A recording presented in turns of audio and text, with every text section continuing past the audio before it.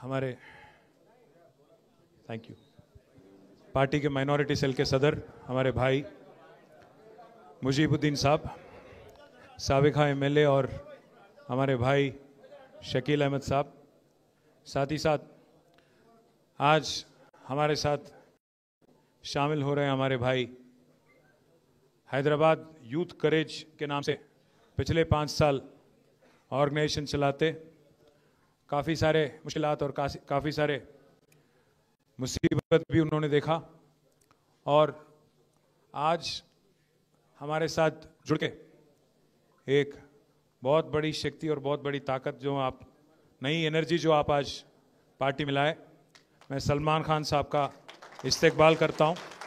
साथ ही साथ उनके वालिद साहब हकीम खान साहब और शाहबाज खान साहब, यूनुस खान, आसिम खान साहब, गफ़ार खान साहब, मोहम्मद शरीफ, इरफान खान, अहमद खान, शोएब खान और जितने भी हमारे भाई हैं जिनका मैं नाम नहीं लिया हूँ, आप सबका भी मैं तहे दिल से शुक्रिया अदा करता हूँ, इस्तेकबाल आपका भी करता हूँ, वेलकम करता हूँ।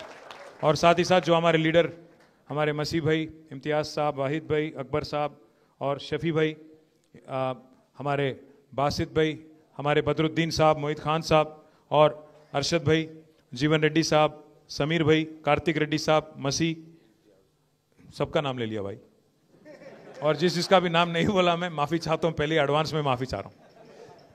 भाइयों, अब तमाम नौजवानों से मैं भाई इतना ही कहना चाहता हूँ, कल रात में मेरी मुलाकात हुई सलमान से।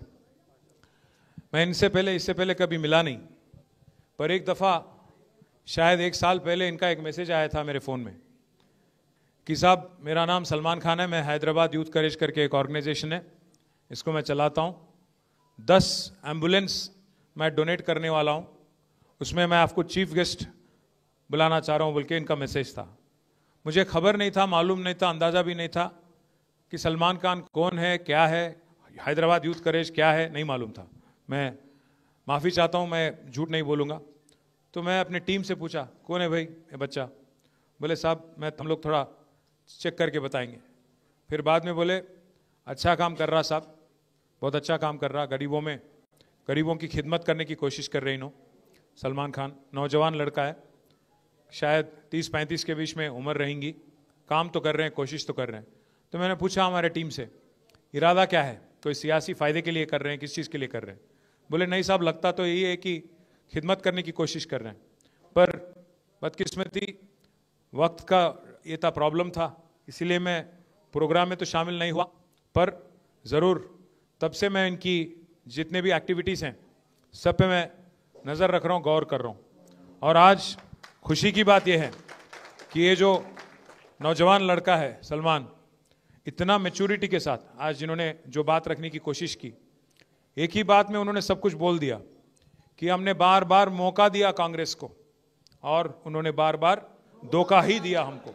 ये बस एक सेंटेंस में कांग्रेस की हिस्ट्री, कांग्रेस की तारीख पूरा उन्होंने बता दिया। भाइयों, मैं आपसे 2-4 चीज़ कहना चाहता हूँ।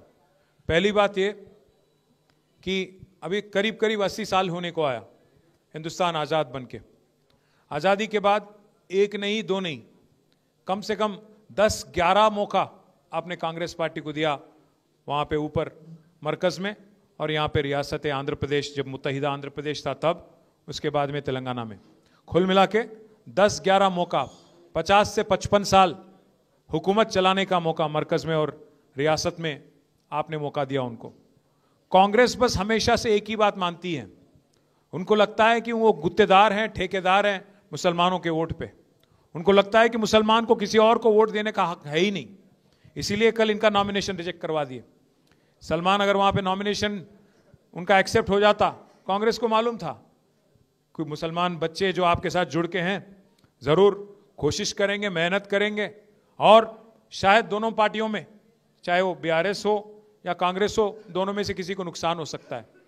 तो साजिश किया, इनकी नॉमिनेशन रिजेक्ट करवा दिया। कल मैंने उनको शाम में दावत दिया, बोला कि सलमान मेरे से आके मिलो आप। चले आए, अपने वालिद साहब के साथ आए, हकीम खान साहब के साथ। हकीम भाई बोले मुझसे कि मुझे 5 मिनट बात करना है आपसे। तो मैं बोला ठीक है। मैंने पूछा उनसे एजेंडा क्या है, कोई सियासी एजेंडा है, क्या है, क्या चाह रहे हैं आप, क्या बनना चाह रहे हैं सलमान। तो उन्होंने बस एक ही चीज़ कहा, उन्होंने कहा साहब हम कोई पोजीशन के लिए नहीं आए, हम कोई पैसे वैसे लेने वाले नहीं हैं, हम हमारे ज़मीर बेचने वाले नहीं हैं, हम बस एक ही चीज़ आपसे चाहते हैं, एक ही चीज़ चाहते हैं आपसे, इज्जत चाहते हैं। और दूसरी बात, हमारे जो ख्वाम है उसका खिदमत और उसके कुछ रिक्वेस्ट हैं वो आपके सामने रखेंगे। बस इन चीज़ों के बारे में आप एक आश्वासन दो, एक हामी दो, उसको लेके हम आगे आएंगे। तो मैंने बार बार इनसे पूछा, दोनों से पूछा, फादर से और सन से, दोनों से पूछा कि साहब बताइए क्या चाहिए उनको। बोले कुछ नहीं चाहिए साहब, कुछ भी नहीं चाहिए। मैंने कहा कुछ अगर मदद करूं, कुछ आप इलेक्शन भी लड़ना, इतना कुछ कर रहे हो आप। बोले नहीं, एक पैसा भी नहीं चाहिए, आपके दिल में जगह चाहिए, बस उतना ही कहा उन्होंने। आपके लिए इज्जत, आपके लिए आपकी एक अल्फाज से कल इज्जत बढ़ गया। हमारे नवीद इकबाल साहब भी यहीं पे हैं। आपके लिए वो एक बात जो आपने कहा हकीम भाई कि हम लोग बहुत पॉवर्टी से उभर के आके, हम लोग यहाँ तक गरीबी से उभर के आके यहाँ तक आए। मेरे 5 बच्चे हैं साहब, मैं हर किसी को मैं आला से आला तालीम दिला के किसी को इंजीनियर बनाया, किसी को टीचर बनाया, किसी को कुछ और बनाया। आज सब बच्चे खुश हैं मेरे, मैं भी खुश हूँ। पर मुझे अपना ज़मीर कभी मैं कॉम्प्रोमाइज़ नहीं होता हूँ इस बात पे, बल्कि साहब भी बोले कल। मैं आपसे बस एक ही रिक्वेस्ट कर रहा हूँ, एक ही वादा कर रहा हूँ आज। जुबली हिल्स तो एक छोटी मजली है, अपने लिए एक छोटी जंग है, पर बड़ी जंग तो हमारी 2028 में होना है। केसीआर साहब जो हैं ऐसे सेक्युलर लीडर हैं, तारीख में शायद हिंदुस्तान, आज़ाद हिंदुस्तान में आज तक कोई चीफ मिनिस्टर ऐसा काम आज तक नहीं किया। आप एक बार सोचिएगा, अभी हमारे शकील साहब कह रहे थे आपसे जब मुखातिब हुए कि आला से आला तालीम। एक बार सोचिए आप, 1,40,000 बच्चे आज टिमरिस स्कूल में पढ़ते हैं। 1,40,000, एक एक बच्चे पे, एक एक बच्ची पे 1,25,000 रुपया सालीना खर्च किया जाता है। किस वजह से? किसने कहा केसीआर साहब से कि आप ये करो? उनके दिल में है कि हमारे बच्चे, हमारे आगे आने वाले नस्लें दुनिया से लड़ने की काबिलियत उनमें होना चाहिए, ग्लोबल सिटीजन बनना चाहिए वो, चाहे वो हिंदू हो, मुसलमान हो, जो भी हो, ईसाई हो, जो भी हो। इसीलिए मैं कह रहा हूं आपसे, केसीआर साहब की जो एजेंडा है वो सेक्युलर एजेंडा है। वो खुद हिंदू है, वो अपने धर्म को नहीं छुपाते हैं, वो धर्म को अपने बीजेपी वालों की तरह सियासी फायदे के लिए इस्तेमाल नहीं करते हैं। हाँ, केसीआर ने तो हिंदुस्तान में सबसे बड़ी मंदिर अगर कोई बनाए तो केसीआर बनाए यादगिरी गुट्टा में। वो छुपा छुपी कुछ नहीं करे केसीआर साहब, खुल्लम खुल्ला करे, बाजाब्ता करे, टेंपल भी बनाए, यज्ञ भी करे, और हर किसी की रीत और रिवाज की भी इज्जत केसीआर साहब करते हैं, चाहे हिंदू हो, मुसलमान हो, ईसाई हो, जो भी हो। इसीलिए अगर एक मुसलमान बच्ची की शादी में शादी मुबारक मिलता है तो हिंदू बच्ची और क्रिश्चियन बच्ची की शादी में कल्याण लक्ष्मी मिलता है। अगर एक हिंदू बच्ची को साड़ी मिलता है बतकम्मा दशहरा के दौरान, तो रमजान तोहफा मिलता है हमारे गरीब मुसलमान भाइयों को, बहनों को। और हमारे क्रिश्चियन भाई अगर हैं, ईसाई हैं, तो उनको क्रिसमस गिफ्ट दिया जाता है। ऐसे सेक्युलर लीडर तारीख में हिंदुस्तान में आज तक आपको देखने को नहीं मिला होगा। एक और बात भी आपको याद दिलाता हूं मैं, तालीम और आसरा पेंशन और इसके अलावा काफी सारे जो मदद गरीबों को देना चाहिए, वो सब कुछ केसीआर साहब ने करने की कोशिश की। कांग्रेस के दौर में 200 रुपया पेंशन था, उसको 10 गुना बढ़ाया केसीआर साहब ने। आज आप देखिए क्या माहौल है हैदराबाद में, चाहे आप कोई भी मजहब के हो। आप 2 साल हो गया कांग्रेस की हुकूमत आके, इंदिरम्मा राज्यम बोले, इंदिरम्मा राज्यम, इंदिरम्मा राज्यम। क्या है इंदिरम्मा राज्यम? गला तोड़ना। क्या है इंदिरम्मा राज्यम? जो वादे करे उसको पूरी तरह से नहीं निभाना, यही आपकी राज है। 420 वादे करे, एक नहीं दो नहीं, 420, 6 गारंटी दिए, उसमें से एक फ्री बस बोल के वो दे दिए। वो फ्री बस भी क्या चीज है? औरतों को फ्री, उनके शौहर को डबल रेट। क्या है का फ्री? आप सोचो, आप इसको हैदराबाद में क्या बोलते मालूम? बैगन की बात बोलते। आप सोचो एक बार, औरतों को फ्री कहते, शौहर को डबल टिकट, और बच्चों को बस पास बढ़ा देना 25%, उसको भी इंक्रीज कर दिए। तो क्या फायदा हुआ फिर घर में? कोई फायदा नहीं। इसलिए मैं बोल रहा हूं, हाँ मार ले रहे तो वो तो है ही, मैं उसके बारे में ज्यादा नहीं बोलता हूं। बस आप एक बात सोचिए, 2 साल हो गए इनको, शायद वक्त नहीं मिला चीफ मिनिस्टर को, एक कोई रिप्रेजेंटेटिव नहीं है मुस्लिम कम्युनिटी से। हिंदुस्तान में पहली बार, आजाद हिंदुस्तान में पहली बार एक ऐसी कांग्रेस हुकूमत है जहां कोई रिप्रेजेंटेशन है मुसलमान का। ना कोई मुस्लिम एमएलए है, ना कोई मुस्लिम एमएलसी है, ना कोई मुस्लिम मिनिस्टर हैं। बार बार चीफ मिनिस्टर यही कहते हैं कि भाई आप लोग एमएलए नहीं जिताए। मैं पूछना चाहता हूं चीफ मिनिस्टर साहब से, भाई आप 2 साल में 6 एमएलसी बनाए आप एमएलए के जरिए, एक काबिल आदमी नहीं मिला आपको। आपके लिए जो कुर्बानी करे शब्बीर अली साहब, वो नहीं दिखे आपको, सीट कुर्बानी कर दिया उन्होंने। खामा रेड्डी छोड़ के निजामाबाद गए, वो हार गए बेचारे वहां पे, वो भी नहीं दिखे आपको। अजहरुद्दीन साहब बेचारे अच्छे खासे क्रिकेटर थे हमारे कैप्टन साहब, उनको भी बकरा बना दिए। उनको इलेक्शन में तो टिकट दिए 2023 में, हार गए उन्होंने, ठीक है, फिर एमएलसी बना के वजीर बनाते, नहीं बनाए। 6 लोगों को जब मौका दिया आपने 2 साल में, नहीं दिखे आप, कोई नहीं दिखे आपको। एक आमिर अली खान साहब को बनाए, हां, पर मालूम होते हुए, क्या मालूम था उनको? कोर्ट में केस चल रहा, कचहरी चल रही, मालूम थी उनको नहीं होना है, मालूम था, जानते हुए फरेब झूठ के बुनियाद पे उनको बना के उनकी बेइज्जती करे कांग्रेस वाले। और उनको यह भी मालूम है जब आमिर अली खान साहब का कोर्ट ने रोक दिया तो अजहरुद्दीन साहब को फिर एक बार कैबिनेट में अगर आप सिफारिश करेंगे, क्या होगा उसका? कुछ नहीं होगा उसका, लटकते रह जाएंगे उन्होंने बीच में, वैसे ही मालूम है उनको, बलि का बकरा बना दिया उनको फिर एक बार। तो इसलिए मैं बोल रहा हूं, झूठ और फरेब के बुनियाद पे जो हुकूमत चल रही कांग्रेस की यहां पे, इसको सबक सिखाने का एक शानदार मौका आज जुबली हिल्स में आपके सामने है। भाइयों, आज एक आदमी नहीं, हर कोई परेशान है तेलंगाना में। अब यहां पे हैदराबाद में हमारे जितने बच्चे हैं, नौजवान लीडर है और नौजवान बच्चे जितने भी हैं, काफी लोग रियल एस्टेट में मार्केटिंग करते रहते, काफी लोग रियल एस्टेट में थोड़ा अपना अपना रंगारेड्डी में, हैदराबाद में, इधर इतराफ में, मेडचल में, इसमें डूबे हुए रहते रियल एस्टेट में। आज पूरा रियल एस्टेट तमाम हो गया रेवंत रेड्डी आने के बाद। ना सिर्फ रियल एस्टेट, ऑटो वाला का कारोबार बंद। मैं 1-2-4 महीने पहले मैं आ रहा था यहीं पे पार्टी ऑफिस, तो बीच में सिटी सेंटर के पास वो लाइट आ गया, रेड लाइट, तो वहां रुक गया मैं। साइड में एक ऑटो आ गया, वो ऑटो वाला भाई साहब बोले सलाम, मैं बोला सलाम। बोले साहब जरा शीशा नीचे करो, मैं बोला शीशे नीचे कर लिया। मैं पूछा उनसे कहाँ जा रहे हैं, तो बोला सवारी है, जा रहा हूँ साहब। उन्होंने पूछे कि साहब वालिद साहब कैसे? मैं बोला ठीक। मैं बोला आपका क्या नाम? बोले महमूद। तो महमूद भाई क्या हाल? बोले बर्बाद है सब। और क्या हाल है? बर्बाद है। मैं बोला क्या हुआ? बोले जब से हुकूमत आई सब धंधा बंद साहब। इससे पहले 1000 रुपया कमाता था, 1000-1200 रुपया कमाता था पर दिन, आज 400-500 भी बहुत मुश्किल से मिल रहा साहब। तो मैं बोला क्या करेंगे महमूद भाई? एक गलत वोट की सजा 5 साल है ना, क्या करूं? उन्होंने क्या बोले मालूम महमूद भाई मेरे को? साहब कोई तरकीब नहीं है क्या? साहब कोई तरकीब नहीं है क्या? तो मैं आपसे आज कहना चाहता हूं तरकीब है, तरकीब है। जुबली हिल्स में मुंह तोड़ जवाब दो, जमानत जब्त करो, कांग्रेस की जमानत जब्त करो, तब जाके एहसास होता है इनको, तब जाके पता चलता है इनको कि अवाम कितनी दुखी है, अवाम कितनी दर्द में है। आज कोई खुश नहीं है। खबरस्तान का मसला भाई ने उठाया, मैं आपसे वादा कर रहा हूं आज, अगर हुकूमत नहीं मानती है सीधा सीधा जिद्दोजहद करेंगे, जल्द से जल्द इनसे छीनने की कोशिश करेंगे, हासिल करने की कोशिश करेंगे। अगर हुकूमत नहीं मानती, 2 साल में हमारी हुकूमत वापस आ रही, केसीआर साहब फिर चीफ मिनिस्टर बनने वाले हैं। और मैं वादा कर रहा हूं आपको, वादा कर रहा हूं आपके साथ, पहले ही हफ्ते में जीओ निकालेंगे, आपको आपके हवाले कर देंगे, जो भी जमीन वहां पे है आपके हवाले करेंगे। और साथ साथ बड़े भाई, साथ साथ एक और बात भी कह रहा हूं, अगर वहां सरकारी जमीन नहीं मिलती, अगर प्राइवेट की जमीन भी है, तो 2-4 एकड़ वहीं प्राइवेट की जमीन भी खरीद के आपको देना मेरी जिम्मेवारी है, ये मेरी जिम्मेवारी है।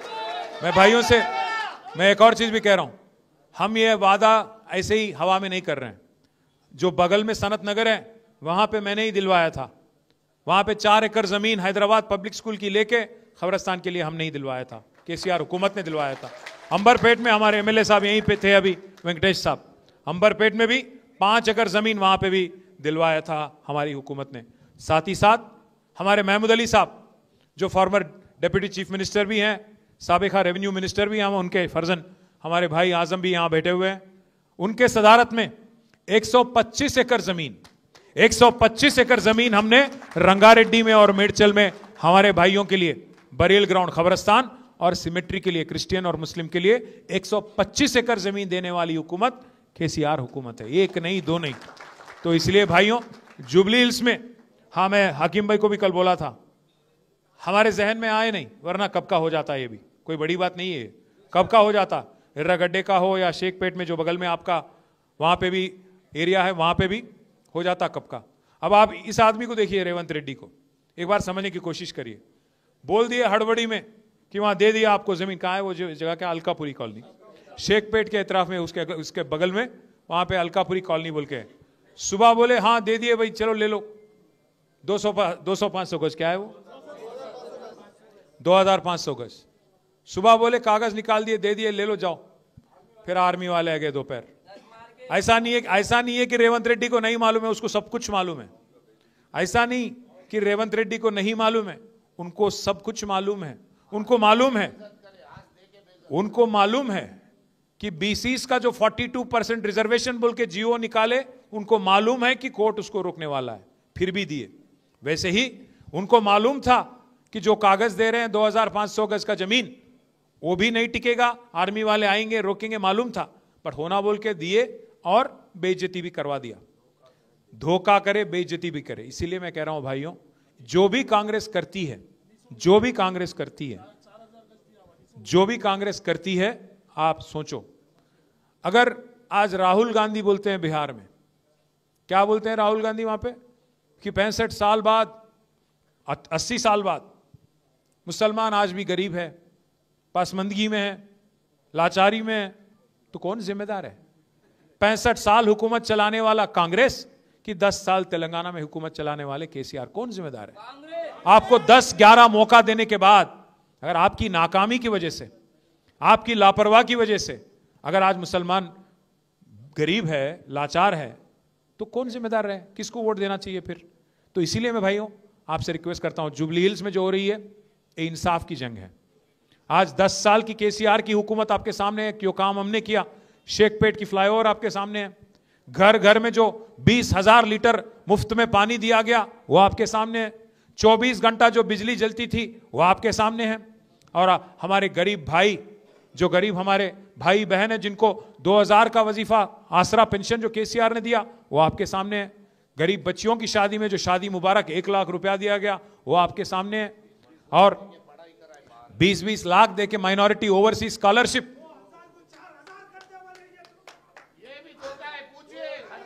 नहीं, मैं उसके बारे में भी बोलने वाला हूं। बड़े भाई 1 मिनट, हमारे भाई बोल रहे हैं, क्या नाम है बड़े भाई? मोहम्मद अब्दुल खादर। नहीं, वो देने वाले भी नहीं है उन्होंने, उनका कोई एजेंडा में भी नहीं है। उन्होंने आदमी ऐसा है, 1 तोला सोना भी देता हूं बोला, आज किसी को सोने तक नहीं दे रहा, गरीबों को सोना नींद हराम कर दिया। उन्होंने कहां देगा सोना छोड़ो, उन्होंने रोल गोल्ड तक नहीं देता। मैं क्या बोल रहा हूं साहब, उनका एजेंडा बस एक ही था, हथेली में जन्नत दिखाओ, आवाम को गुमराह करो, गद्दी हासिल करो, सत्ता हासिल करो, बस उतना ही था। उसके बाद में आज लूटमार चल रहा। अभी मैं जब आने से पहले यहाँ पे एक प्रेस मीट करके आ रहा हूं, आज मालूम है आपको क्या हो गया? एक ईमानदार ऑफिसर थे हमारे तेलंगाना रियासत में, जिनका नाम है सैयद अली मुर्तजा रिजवी, ईमानदार ऑफिसर, 99 बैच का आईएएस ऑफिसर है, बहुत ईमानदार, हमारे साथ भी काम कर चुके हैं। आज उनको मजबूरन 10 साल उनका सर्विस है, उनको मजबूरन आज वॉलंटरी रिटायरमेंट लेना पड़ा। पता है क्यों?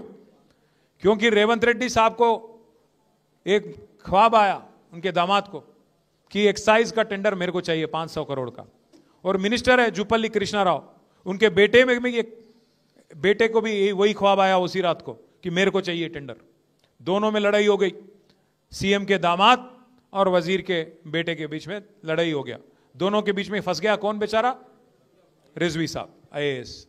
उनको आज मजबूरन 10 साल उनका सर्विस है, आगे वॉलंटरी रिटायरमेंट लेना पड़ा आज। किस वजह से? क्योंकि दोनों के आपसी में टक्कर हो गया, ना उनका बात सुनना था, ना इनका बात सुनना था, ईमान का सुनना था। इसीलिए बोले रिजवी साहब, उनको कैबिनेट सेक्रेटरी बनने का मतलब हिंदुस्तान में सबसे बड़ा पोस्ट होता है आईएएस ऑफिसर के लिए, उस हद तक जाने की उनको एक रास्ता साफ था उनके लिए, रिजवी साहब को, पर वो छोड़ दिए, आज इस्तीफा दे दिए। ये हालत है आज तेलंगाना में। जब कोई आईएएस ऑफिसर का खुद का अगर कोई उनको नहीं बचा पा रहा वहां पे सेक्रेटेरिएट में, तो एक गरीब मुसलमान जो हमारे जुबली हिल्स में, जो हमारे रहमत नगर में, बोरेबंडे में, सोमाजीगुड़ा में, जिसको जो वादा किया गया था शेखपेट में, उनका क्या? तो इसीलिए मैं बोल रहा हूं, अगर कमजोर का आवाज मजबूत करना है तो सिर्फ एक गुलाबी झंडे से, केसीआर से होना है, किसी और से नहीं होना है। दूसरी बात भी कह रहा हूं मैं, कल इनको मैंने जो एक बात बोला, हाँ मुझे एक डर है, मुझे दुख है इस बात का, हिंदुस्तान में जब आज माहौल हम देखते हैं, आज हमारी जो मरकज हुकूमत है, मरकज में जो हुकूमत है, वो आज अवाम को क्या सिखा रही है? बस वो यही कर रहे हैं, हर घर जल बोलते हैं, हर घर जल बोलते हैं, हर दिल में जहर भर रहे हैं, हर दिल में जहर भर रहे हैं। हिंदू मुस्लिम, हिंदुस्तान पाकिस्तान, इसके अलावा कुछ करते नहीं है। 11 साल से कुछ करते नहीं, आगे भी कुछ करेंगे नहीं। हाँ मुझे डर है, जो एक हैदराबाद थी जिसमें मेरी परवरिश हुई, जहां मैं बड़ा हुआ, जहां मैं स्कूल गया, वो वाला हालचाल आज नहीं है, वो वाला हालत आज नहीं है। मुझे तब अंदाजा भी नहीं था 35 साल पहले जब मैं स्कूल में था, 40 साल पहले, कि मेरे जो सीट में, मेरे जो बेंच पे मेरे साथ जो बैठा है वो कौन जात का है, क्या नाम है, क्या मजहब है। वो दोस्त था बस। हम लोग जाते थे रमजान उसके घर, वो आता था हमारे घर दशहरा। वो एक अच्छा सा, एक जबरदस्त, एक दूसरे का रीत और रिवाज को इज्जत करने का एक था। हम जाके शीर खुरमा खाते थे, वो आके हमारे यहाँ अरशलू खाते थे। वो एक अंदाज था। पर आज क्या हालत है हिंदुस्तान में? एक दूसरे को शक की नजरिए से देखना। आप पहले, आपका जात क्या है, आपका मजहब क्या है, आपका मतलब, आज गवर्नमेंट ये बोल रही अपने को कि आपको क्या खाना चाहिए, क्या पीना चाहिए, क्या बोलना चाहिए, क्या पहनना चाहिए। ये हालात को देख के आज अगर आप सेक्युलर फोर्सेस की शक्ति अगर आप नहीं मजबूत करोगे, सेक्युलर ताकतों को अगर आप मजबूत नहीं करोगे, तो और भी मुश्किल दौर जो आज माहौल हिंदुस्तान में है, तेलंगाना में भी हो सकता है। इसीलिए हम सबको एकजुट होना है, जैसा सलमान ने कहा, एकजुट होना है, एकजुट होकर लड़ना है। और ऐसे सेक्युलर लीडर केसीआर, इनको मजबूत करना है। मजबूत करके जो जॉइंट वेंचर गवर्नमेंट जो चल रही है यहाँ पे, कांग्रेस और बीजेपी की, इनको किसी भी हाल हराना है। आप शायद हैरान होंगे कि भाई इन्होंने जॉइंट वेंचर गवर्नमेंट कहीं को बोल रहे हैं। जॉइंट वेंचर गवर्नमेंट इस वास्ते बोल रहा हूं भाई, एक मिनट गौर करो आप। एक साल पहले, करीब नहीं, एक साल हो भी गया, 27 सितंबर 2024, एक साल पहले यहां के जो रेवेन्यू मिनिस्टर है, उनके घर पे ईडी का रेड हुआ। जब रेड हुआ, पूरे मीडिया दिखा रही थी कि नोट गिनने वाले 2-2 मशीन उसमें रेड में अंदर गए। बाहर क्या आया एक साल बाद? ना कोई एक प्रेस नोट, ना कोई केस। क्या बरामद हुआ किसी को नहीं मालूम, भगवान को भी नहीं मालूम। एक साल हो गया, एक कांग्रेस के मिनिस्टर पे रेड होता, पर आज तक कोई केस नहीं होता। क्यों?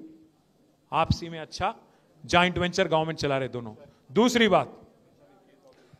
बात, अमित शाह जी पे एक केस बनी थी इलेक्शन के दौरान। केसीआर साहब की हुकूमत थी, केस बनाए हम लोग, क्योंकि वो कुछ बोले, इलेक्शन कोड वायलेट करे, केस बनाए। पता है कौन वापस लिया केस? रेवंत रेड्डी साहब।